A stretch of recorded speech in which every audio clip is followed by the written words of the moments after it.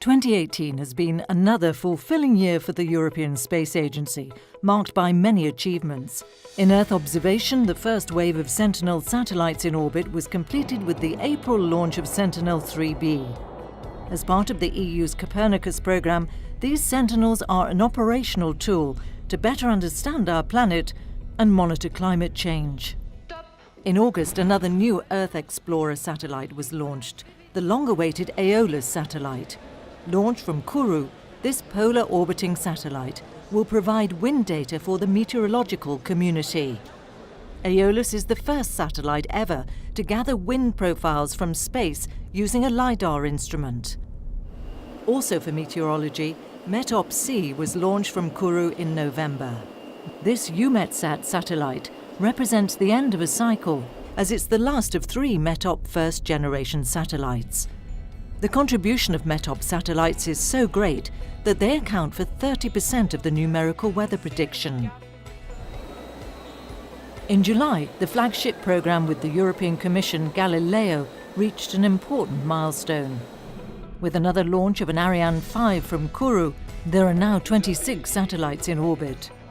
Technically, the constellation needs 24 satellites to be operational. This launch concluded 10 years of continuous deployment. A major achievement for Europe that now not only has the only publicly owned satellite navigation system in the world, but also the one with the best performances for positioning services worldwide. 2018 marked the 10th anniversary of the ESA-Columbus module being attached to the ISS. This ESA Space Lab was launched with the space shuttle Atlantis and has since been home to a multitude of experiments, in particular for ESA's long-duration missions.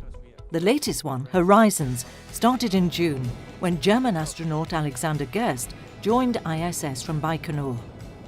He performed many experiments aboard Columbus during his 6-month stay in orbit.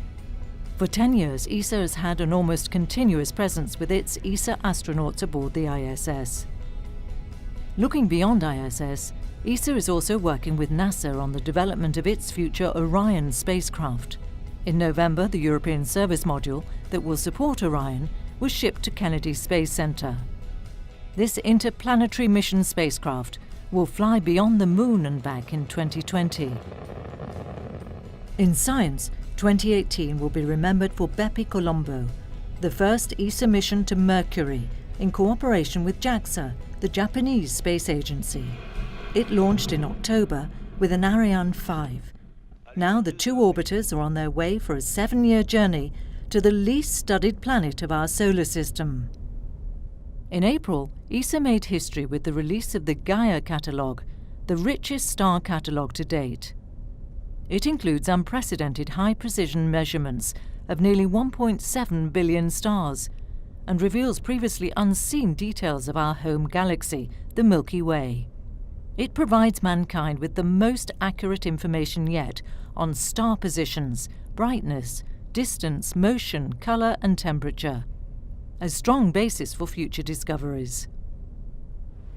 Mid-October, ministers from ESA member states in charge of space matters endorsed in Madrid the vision for the future of Europe in space. This meeting paves the way for Space 19+, ESA's council at ministerial level next November in Spain. A milestone for a united Europe in space for 2019 and beyond.